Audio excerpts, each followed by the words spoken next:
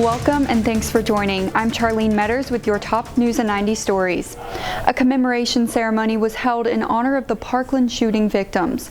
A lone gunman entered Marjory Stoneman Douglas High School on February 14, 2018. 14 students and 3 educators were shot and killed.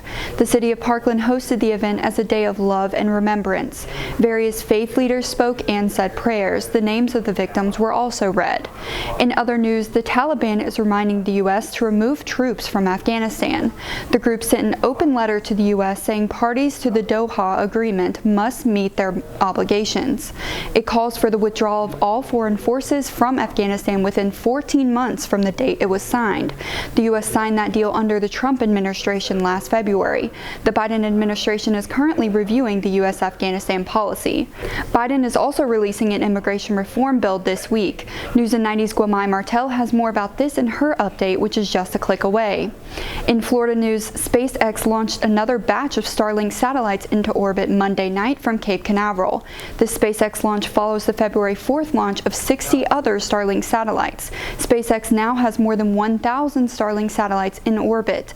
This launch was the 6th flight for this Falcon 9 rocket. The rocket was originally scheduled to launch 60 new Starlink satellites into orbit Sunday night, but the launch was canceled due to bad weather. That's your News in 90. I'm Charlene Metters, but your Florida news is always on at WUFT.org.